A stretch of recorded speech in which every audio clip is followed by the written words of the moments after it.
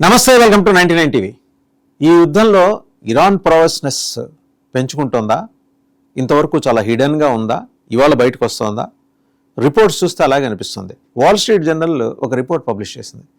దాంట్లో ఏం మెన్షన్ చేశారంటే, ఇరాన్ శక్తి సామర్థ్యాలు ఏ స్థాయిలో పొటకరించాయి అని చెప్పేసి చాలా స్పష్టంగా చెప్పుకుంటూ వచ్చారు. ఎందుకంటే ప్రిన్స్ సుల్తాన్ ఎయిర్ బేస్ సౌదీ అరేబియాలో దాని మీద మిస్సైల్స్ తోటి డ్రోన్స్ తోటి ఇరాన్ అటాక్ చేసి అక్కడ కూల్ చేసినవేంటి KC-135 ట్యాంకర్స్. ఇవేం చేస్తాయి, ఎయిర్లోనే ఫ్లైట్స్కి ఫ్యూయల్ పంప్ చేస్తాయి అన్నమాట. ఒక రకంగా ఫ్లయింగ్ ఆయిల్ ట్యాంకర్స్ ఇవి. ఎయిర్లో ఉండగానే ఫ్లైట్స్కి ఫ్యూయల్ అయిపోతుంటే పక్కనే వచ్చి చాలా స్ట్రాటజిక్గాను ఆ లోపలికి అవసరం రిక్వైర్మెంట్ ఉన్న ఎయిర్ క్రాఫ్ట్కి ఫ్యూయల్ని పంప్ చేస్తుంటాయి. అలాంటి వాటిని మల్టిపుల్ KC-135 ట్యాంకర్స్ని డ్యామేజ్ చేశాయన్నారు. అదొకటి. ఇది రీఫ్యూయల్ చేస్తుంది యుఎస్ ఎయిర్ క్రాఫ్ట్స్కి. అండ్ ఇంకోటి ఏంటంటే E3 సెంట్రీ ఎయిర్బోర్న్ ఎవాక్స్ అంటారు, airborne warning and control systems. ఒక రకంగా ఫ్లయింగ్ రాడర్స్ అంటే అవతల నుంచి వచ్చే మిసైల్స్ని తర్వాత డ్రోన్స్ని పసిగట్టి హెచ్చరిస్తుంది అనమాట ముందరే. అందుకని దీని పేరే airborne warning and control system. దాన్ని ధ్వంసం చేసింది. ఇమాజిన్ ఈ స్థాయిలో ఇరాన్ ధ్వంసం చేయగలుగుతోంది అంటే వీళ్ళ రాడార్కి చిక్కకుండా వీళ్ళు ప్రయత్నాలు చేసే వ్యవస్థనే పూర్తిగా ధ్వంసం చేసింది. అంటే యుఎస్ ఊపిరిని గట్టిగా పట్టేసినట్టు అనమాట. ఇలా ఎలా చేయగలుగుతుంది ఇరాన్ దగ్గర ఇంత టెక్నాలజీ ఎలా ఉంది? ఇది సామాన్యమైన విషయం కాదు. KC-135 ట్యాంకర్స్ రీఫ్యూయల్ చేసే ట్యాంకర్స్ని డిస్మాంటిల్ చేయడం, అండ్ అలాగే ఈ ఎవాక్స్ system, sentry airborne warning and control system, దీన్ని డిస్మాంటిల్ చేయడం. ఇది కూడా ఎక్కడ? సౌదీలో. ఇది ప్రిన్స్ సుల్తాన్ ఎయిర్ బేస్లో. అంటే చాలా స్పెసిఫిక్గా టార్గెట్ చేసి మరి ఇరాన్ దాడులు చేస్తుంటే మరి యుఎస్ ప్రావెస్నెస్ ఏంటి? ఒకసారి మనం ఆలోచన చేస్తే కనుక యుఎస్ మీద ఇరాన్ ముప్పేట దాడి చేస్తుంది. మనం ఒకసారి విజువలైజ్ చేసుకుందాం. స్ట్రైట్ ఆఫ్ హార్మూజ్ ఒకటి, అండ్ అలాగే యువతల పక్క కనుక చూస్తే హౌతీస్, యమన్ దగ్గర ఉన్న హౌతీస్ ఏం చేస్తున్నారు ఇటువైపు నుంచి, ఆ పైన లెబనాన్లో ఉన్న హెజ్బుల్లాస్ ఏం చేస్తున్నారు. మూడు వైపుల నుంచి దాడి. ఒకవైపు నేరుగా ఇరాన్ చేస్తుంది స్ట్రైట్ ఆఫ్ హార్మూజ్ నుంచి, యువతల వైపు చూస్తే కనుక స్ట్రైట్ ఆఫ్ యాడన్ దగ్గర హౌతీస్. ఇప్పటివరకు వాళ్ళు దాడులు చేస్తూ మాత్రమే వచ్చారు. ఇప్పుడు దాడులు కాదు, ఏకంగా స్ట్రైట్ ఆఫ్ యాడన్ని మేము మూసేస్తామంటున్నారు. మూసేస్తే పరిస్థితి యూరోపియన్ కంట్రీస్కి, ఏషియన్ రకంగా ఐరోపా ఖండానికి ఆసియా ఖండానికి మధ్య లింక్ కట్ అయిపోతుంది. వాళ్ళు కనుక అది మూసేసి ఇక్కడ ఇరాన్ చేస్తున్నట్టే, స్ట్రైట్ ఆఫ్ హార్మూజ్ దగ్గర ఇరాన్ చేస్తున్నట్టే కనుక హౌతీస్ ఆ ప్రయత్నం కనుక చేస్తే ఆర్థిక విధ్వంసం మామూలు స్థాయిలో ఉండదు. అమాంతం ధరలు పెరిగిపోతాయి అటు ఐరోపాలోను ఇటు ఏషియన్ కంట్రీస్లోను. మొత్తం ప్రధానమైన రవాణా మార్గాన్ని వాళ్ళు మూసేయటం. అది ఒక 25 కిలోమీటర్స్ స్ట్రెచ్ ఉంటుంది. అది కూడా straight of add-on 25 kilometres stretch ఉంటుంది. అక్కడ హౌతీస్ ఇప్పుడు కాపు కాసి ఉన్నారు. వాళ్ళు అటాక్ చేయడం మొదలెడితే కనుక పరిస్థితి ఎలా ఉంటుంది అంటే తెలుసు. ఇంతకుముందు నేను చూస్తాను, మోస్ట్ అన్ఆర్గనైజ్డ్ టెర్రరిస్ట్ గ్రూప్ అది. దానికి ఫండింగ్ అంతా ఇదివరకు ఇరాన్ ఇస్తూ వచ్చింది. ఫండింగే కాదు, మిసైల్స్ కూడా ఇచ్చింది. హెజ్బుల్లాస్కి ఎలా సాయం చేసిందో, హమాస్కి ఎలా సాయం చేసిందో, ఇజ్రాయెల్ మీద తెగబట్టడానికి ఎలా సాయం చేసిందో ఈరోజు హౌతీస్కి కూడా ఇంతకుముందు చేసింది. ఇప్పుడు వాళ్ళ దగ్గర మొత్తం మిసైల్స్ ఉన్నాయి, డ్రోన్స్ ఉన్నాయి. వాళ్ళు ఈ అటునుంచి వచ్చే ఈ కమర్షియల్ షిప్స్ని, వాటిని మర్చెంట్ నేవీ షిప్స్ని కనుక అటాక్ చేయడం మొదలెడితే వ్యవస్థ మొత్తం చిన్న భిన్నం అవుతుంది. ఒకవైపు ఇటు స్ట్రైట్ ఆఫ్ హార్మూజ్ మూసేస్తుంది ఆల్రెడీ, అంటే చెప్తోంది ఇరాన్ అది ఓపెన్ ఉంది అని. కానీ అక్కడికి వెళ్ళే సాహసం యుఎస్ఎస్ అబ్రహాం లింకన్, ఒక ఫ్లోటింగ్ షిప్ అది. రేపు యుఎస్ఎస్ ట్రిపోలి వస్తుంది అక్కడికి. దాంట్లో 2500 మెరైన్ ట్రూప్స్ ఉన్నాయంట. ఇది కాక బాక్సర్ అనే వార్షిప్ని పంపిస్తున్నది అమెరికా. ఇదంతా ఎందుకు? స్ట్రైట్ ఆఫ్ హార్మూజ్ మీద కంట్రోల్ సాధించడానికి. క్లెయిమ్ ఏంటి? రకరకాల మీడియాలో వస్తున్న క్లెయిమ్ ఏంటి? Straight of Hormuz already America కంట్రోల్లోకి వస్తుంది. అసాధ్యం. ఎందుకంటే ఇక్కడ స్ట్రైట్ ఆఫ్ హార్మూజ్ దగ్గర ముందర వీళ్ళని కంట్రోల్ చేసి కానీ ముందుకెళ్ళలేని పరిస్థితి. అక్కడ రెడీగా ఉన్నారు, IRGC కమాండర్స్ రెడీగా ఉన్నారు. అమెరికా కానీ ఇజ్రాయెల్ కానీ ఏం భావిస్తూ వచ్చాయంటే, IRGCలో టాప్ లీడర్షిప్ని మేము ఎలిమినేట్ చేస్తూ వచ్చాం. ఎవరైతే ప్రెస్ ముందుకు వచ్చి ఒక స్టేట్మెంట్ ఇస్తున్నారో వాళ్ళని 24 అవర్స్ లోపల ఎలిమినేట్ చేస్తున్నాను. కావచ్చు కాక ఇరాన్ స్పోక్స్ పర్సన్ నిన్నగా, IRGC స్పోక్స్ పర్సన్ నిన్నటికి నిన్న ఒక మాట చెప్పారు. దీని వెనకాల మొత్తం నెతన్యాహు ఉన్నారు, నెతన్యాహు గేమ్ ప్లాన్లో ట్రంప్ ఇరుక్కున్నారు అని. అండ్ ప్రతీకారం కూడా అదే స్థాయిలో, భారీ స్థాయిలో ఉంటుందని ఆయన హెచ్చరించారు. సో ముప్పేట దాడి అంటే 3 వైపుల నుంచి 3 ఫ్రంట్ వార్ అయితే ఇరాన్ నడిపిస్తుంది. స్ట్రైట్ ఆఫ్ హార్మూజ్లో ఆ ఎంట్రీ ఇవ్వడానికి యుఎస్ఎస్ అబ్రహాం లింకన్ వెనకాడుతోంది. అలాగే డిగో గార్షియా నుంచి లెఫ్ట్ అయినా ఆల్రెడీ బయలుదేరి టువర్డ్స్ పర్షియన్ గల్ఫ్ వైపు వస్తున్న యుఎస్ఎస్ ట్రిపోలి కూడా shortly it will be joining USS Abraham Lincoln అంటున్నారు. ఈ రెండు కూడా ఫ్లోటింగ్ షిప్స్, కావాల్సినంత వార్ఫేర్ ఉంటుంది. అదే అంఫీబియస్, అదైతే అటు ద్విచరం అనమాట. అంటే సముద్రం నుంచి యుద్ధం చేయగలరు అక్కడున్న సైనికులు, అటు నుంచి బూట్స్ ఆన్ గ్రౌండ్ వచ్చి చేయగలరు. బట్ బూట్స్ ఆన్ గ్రౌండ్ వస్తే వాళ్ళు ఎంతమంది మిగులుతారు? ఇది ఒక పెద్ద ప్రశ్న. ఎందుకంటే ఇప్పుడు సౌదీ అరేబియాలో ఉన్న ప్రిన్స్ సుల్తాన్ ఎయిర్ బేస్ మీద జరిగిన ఈ దాడిలోనే, ఇరాన్ చేసిన మిసైల్ డ్రోన్ దాడిలోనే 15 మంది అమెరికన్ సైనికులు తీవ్రంగా గాయపడ్డారు.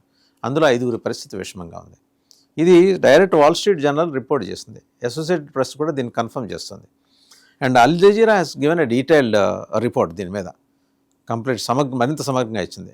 వ్యాక్స్ సిస్టమ్ని కూల్చేశారు అంటే ఫ్లోటింగ్ రాడార్ సిస్టమ్ మొత్తం అవతల శత్రు దేశాల వ్యవస్థలు, మిసైల్స్, డ్రోన్స్ ఎటు నుంచి వస్తాయో పసిగట్టి ఈ దేశాన్ని, అంటే అమెరికాని ముందస్తుగా హెచ్చరించే ఆ వ్యవస్థను ధ్వంసం చేసి పారేశారు. సో అమెరికాకి ఇప్పుడు అవకాశం లేదు. ఎటు నుంచి వస్తున్నాయి, ఏమొస్తున్నాయి, ఎలా కొట్టాలి, ఎలా రిపెల్ చేయాలనేది అవకాశం లేదు.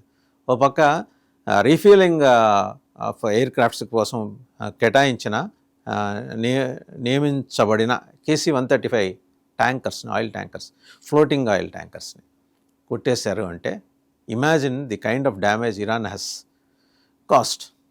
ఇక్కడ కనుక చూస్తే ఇరాన్ సృష్టించిన ఈ విధ్వంసంతో అమెరికా ఇప్పుడు కోలుకోలేని తప్పిది. రీఫ్యూయల్ ట్యాంకర్స్ లేక, ఎయిర్ క్రాఫ్ట్స్ ఏమో ఫ్యూయల్ లేక అవి ఎక్కడో ఒక చోట మొరాయించే పరిస్థితి వస్తుంది. గ్రౌండ్ అవ్వాలి. ఇటు చూస్తే అవాక్ సిస్టమ్ దెబ్బతింది. ఏ రకంగా మరి ఫ్రంట్ చేయాలి? మరి ఎట్నుంచి కొట్టాలి వీళ్ళని? హౌతీస్ని కొట్టాలన్నా, లేకపోతే స్ట్రైట్ ఆఫ్ హార్మూజ్ దగ్గర ఉన్న IRGCని కొట్టాలన్నా వాళ్ళకున్న ఏకైక ఆప్షన్ ఏంటి? కువైట్ భూభాగాన్ని వాడుకోవాలి, అలాగే బహ్రెయిన్ భూభాగాల్ని వాడుకోవాలి.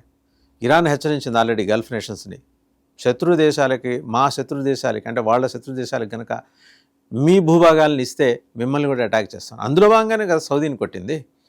ఇప్పుడు ఇవన్నీ పక్కన పెట్టుకొని పాకిస్తాన్ మధ్యవర్తిత్వం వహిస్తుంది. దేనికోసం? శాంతి చర్చలట ఇరాన్కి అమెరికా మధ్య. ఎవరు నియమించారు పాకిస్తాన్ని? అమెరికా అధ్యక్షుడు ట్రంప్. పాకిస్తాన్ ఏం మాట్లాడుతుంది? వాళ్ళు ఇచ్చిన స్క్రిప్ట్ చదువుతుంది, ట్రంప్ ఇచ్చిన స్క్రిప్ట్ చదువుతుంది. సౌదీ వింటుందా? Saudi external affairs minister already walkout చేసి వచ్చేసట సమావేశం నుంచి. ఏంటి మీరు మాట్లాడేది? అవతల పక్క ఇరాన్ మా మీద వచ్చి దాడి చేస్తుంటే, మా ఎయిర్ బేస్ని కంప్లీట్గా ధ్వంసం చేస్తుంటే ఏంటి మీరు మాట్లాడేది? ముందర యుద్ధం ఆపించండి, ఇది ఒక్కటే ప్రధానమైన డిమాండ్. యుద్ధం ఆపించాలంటే ఒక పక్కేమో 3 ఫ్రంట్ వార్ చేయడానికి ఇరాన్ రెడీ అవుతుంది, మరో పక్కేమో ఇటు బాక్సర్ లాంటి అత్యాధునిక యుద్ధ నౌకల్ని పంపిస్తోంది. ఇది కాక ఎయిర్బోర్న్ ట్రూప్స్ వస్తున్నాయంట. ఇవన్నీ ఎక్కడ దింపుతారు? Boots on ground. Strait of హార్మూజ్ని ఆనుకుని ఉన్న ఖర్గ్ ఐలాండ్లో ఒకవేళ దింపే పని అయితే అది సాధ్యమేనా అంటే ఖచ్చితంగా సాధ్యం కాదు. ఎందుకంటే ఒక్కసారి మనం కనుక గమనిస్తే 2000 కిలోమీటర్ల లక్ష్యాన్ని ఛేదించగల intercontinental ballistic missiles Iran దగ్గర ఉన్నప్పుడు బూట్స్ ఆన్ గ్రౌండ్ అనే పేరుతోటి అమెరికా అక్కడ వాళ్ళ సైన్యాన్ని దింపితే ఆ మిసైల్స్ ప్రయోగిస్తే ఇమాజిన్ ఏ రకమైన విధ్వంసం జరుగుతుంది. ఎన్ని వందల మంది, వేల మంది అమెరికన్ సైనికులు అక్కడ హతమైపోతారు.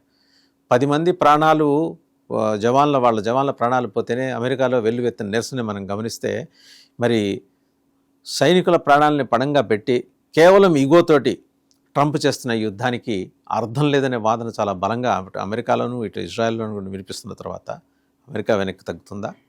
దీన్ని మీడియేట్ చేయగల సామర్థ్యం, శక్తి ఎవరికంటే 3 దేశాలకు ఉంది. 1 భారత్, 2 రష్యా, 3 చైనా. చైనాని నమ్మరు. చైనాని నమ్మే పరిస్థితి ప్రపంచంలో ఎక్కడా లేదు. సో నమ్మదగిన 2 దేశాలు మధ్యవర్తిత్వం వహించాలి. భారత్కి ఓకే, మరి రష్యా కండిషన్స్ ఉన్నాయి. ఓకే, అర్జెంటుగా వాళ్ళకి కావాల్సిన వాళ్ళ నగరాలను వాళ్ళకి ఇచ్చేసేసి ఉక్రెయిన్ యుద్ధరంగం నుంచి తప్పుకోవాలి. అమెరికా అందుకు ఒప్పుకుంటుందా? ఒప్పుకోపోవచ్చు.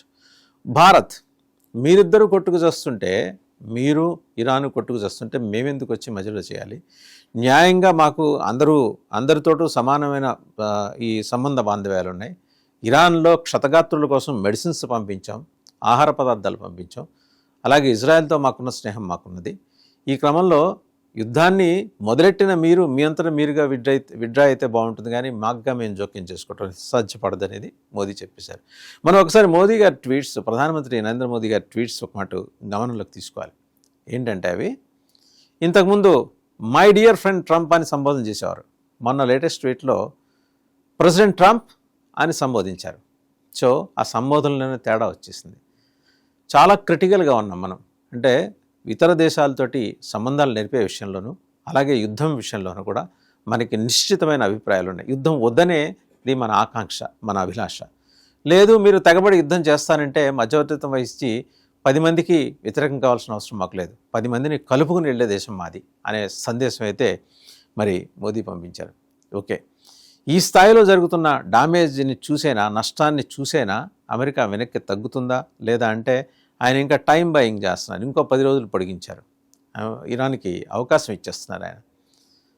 బట్ ఇరాన్ అనేది మనం ఒకటి గమనించాల్సిన విషయం, it was never a colony. ప్రపంచంలో ఉన్న చాలా దేశాలు, 100కు పైగా దేశాలు బ్రిటిష్ వాళ్ళ దగ్గర కిందో, డచ్చో, పోర్చుగీసో, స్పెయిన్ వాళ్ళ కిందో, లేదా యుఎస్ఎస్ఆర్ కిందో బానిసలుగా ఉన్న దేశాలు, లేకపోతే కాలనీస్గా ఉన్న దేశాలుగానే మనం చూడాలి. But Iran was never a colony. ఏ రోజు ఇరాన్ని ఎవరు దాని మీద పెత్తనం సాగించే ప్రయత్నం చేయలేదు. దురదృష్టకరం ఒక ఫండమెంటలిస్టిక్ రెజిమ్ వచ్చుండొచ్చు 1979లో ఐతుల్లా ఖొమైనీ రూపంలో. ఆ రోజున్న పరిస్థితులు అలాంటివి. ఇరాన్ షా వ్యవహరించిన ఏకపక్ష విధానాలు, నియంతృత్వ పోకడల కారణంగా ఇలాంటి రిలీజియస్ ఫండమెంటలిస్టిక్ గ్రూప్ని అమెరికా ఆ రోజు వెనకాల నుండి నడిపించింది. ఎవరినైతే అమెరికా తయారు చేస్తుందో ఆ తర్వాత కొన్నాళ్ళకి వాళ్లే భస్మాసురాస్త్రం మాదిరి అమెరికా దగ్గరికి చేరడానికి వస్తారు. ఇంతకుముందు ఒసామా బిన్ లాడెన్ని అలాగే తయారు చేసి వాళ్ళు నెత్తికి తెచ్చుకున్నారు. ఐతుల్లా ఖొమైనీని అలాగే తయారు చేసి వాళ్ళు నెత్తికి తెచ్చుకున్నారు. ఖొమైనీ రాజ్యస్థాపన చేసిన తర్వాత, మత రాజ్యస్థాపన చేసిన తర్వాత చాలా బలపడింది ఇరాన్. ఇన్ఫ్యాక్ట్ 30-40 ఏళ్ళుగా వాళ్ళు, ఇరాన్ అనేది చాలా విశాలమైన దేశం, చాలా స్ట్రాటజిక్ పాయింట్స్లో వాళ్ళు మిలిటరీ బేస్లు ఏర్పాటు చేసుకున్నారు. అలాగే సొరంగాలు దవ్వుకున్నారు. ఇరాన్ని కనెక్ట్ చేసి ఒక 25-30 దీవులతోటి వాళ్ళు సొరంగ మార్గాల్లో కనెక్ట్ అయి ఉన్నారు. ఇది మనం కీలకంగా గమనించాల్సిన విషయం. అండ్ చుట్టుముట్టి ఇరాన్ని కొట్టాలి అంటే ఆ పర్వత సానువుల్ని, ఆ వాగులు వంకల్ని, ఆ భౌగోళిక స్వరూపాన్ని సమగ్రంగా అధ్యయనం చేయగల వాళ్లే చేయగలరు. బట్ అమెరికా నుంచి వచ్చే సైన్యం డెలికేట్ డార్లింగ్స్. వాళ్ళ ఆ ఎండని, ఆ వేడిని, ఆ పర్వత శ్రేణుల్లో చేసే యుద్ధాన్ని వాళ్ళు ఎప్పుడో మర్చిపోయారు. ఎందుకంటే వాళ్ళు చేయగలిగింది సముద్రం మించి, లేకపోతే ఎయిర్ నుంచి, గాల్లోంచి చేయగలరు. ఆ ప్రయోగాలు డ్రోన్లో, మిసైల్సో, ఇటు సముద్రం నుంచి అయితే సబ్మెరైన్స్ తోటి చేయగలరు. But whereas boots on ground వాళ్ళు గెలిచిన యుద్ధం లేదు. ఇక్కడ ఆ ప్రయోగం చేయాలంటే ఉన్న పళంగా స్ట్రైట్ ఆఫ్ హార్మూజ్ని స్వాధీనం చేసుకోవాలంటే 2 లక్షల మంది సైన్యం కావాలి. అమెరికా దగ్గర ఉందా? అమెరికా దగ్గర సైన్యం ఉండొచ్చు కాక, బట్ వాళ్ళ దగ్గర ఆ భౌగోళిక స్వరూపాన్ని ఆకలింపు చేసుకొని అటాక్ చేయగల సామర్థ్యం ఉందా? సామర్థ్యం కూడా ఉండొచ్చు కాక, బట్ ఆకలింపు చేసుకోవటం అనేది ఓవర్ నైట్ జరిగే ప్రక్రియ కాదు. ఇప్పటికే జెరాల్డ్ ఆర్ ఫోర్డ్ వెనక్కి వెళ్ళిపోయింది. తీవ్రంగా గాయపడ్డ ఆ వార్షిప్ వెనక్కి వెళ్ళిపోయింది. ఫ్లోటింగ్ సిటీ అంటారు. అబ్రహాం లింకన్లో, అలాగే ట్రిపోలీలో సైన్యం ఉన్నారు. 10,000 మంది ఉంటారు. బాక్సర్ని పంపిస్తున్నారు, ఎయిర్బోర్న్ ట్రూప్స్ని పంపిస్తానంటున్నారు. అన్నీ ఓకే. బట్ వాళ్ళు అక్కడ దిగే లోపల అక్కడి నుంచి ఒక 2,000 కిలోమీటర్ల దూరం లక్ష్యాన్ని ఛేదించగల ఒక క్షిపణి గనక వచ్చి చేరిందంటే, అటాక్ చేసిందంటే ఎన్ని వేల మంది ప్రాణాలు పోతాయి.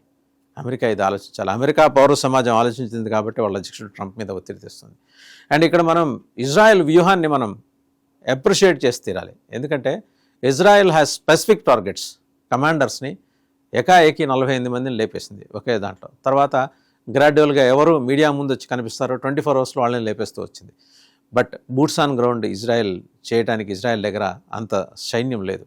ఇరాన్ దగ్గర 6 లక్షల సైన్యం, ఇరాన్ ఆర్మీ 6 లక్షలు. And Islamic revolutionary guards Corp, IRGC అంటారు, వాళ్ళు 1 లక్ష. అండ్ వాళ్ళకి అనుబంధంగా పని చేసే ఒక పైశాచిక మూక ఉంది, బాసిస్ అని, వాళ్ళకు 1 లక్ష మంది. మొన్ననే బాసిస్ కమాండర్ని ఇజ్రాయెల్ లేపేస్తుంది, సులేమాన్ అనే పేరుతోటి. సో వాళ్ళకు 1 లక్ష. సో 8 లక్షల మంది సైన్యాన్ని 10,000 మంది అమెరికన్ సైన్యం ఎలా ఎదుర్కోగలరు? అండ్ వాళ్ళకున్న స్ట్రాటజిక్ పాయింట్స్ని అమెరికా ఎలా అర్థం చేసుకోగలరు? These are the questions now doing rounds. So వేచి చూడాలి. అమెరికాకి ప్లాన్ B కానీ, ప్లాన్ C కానీ, ప్లాన్ D కానీ ఏమైనా ఉన్నాయో.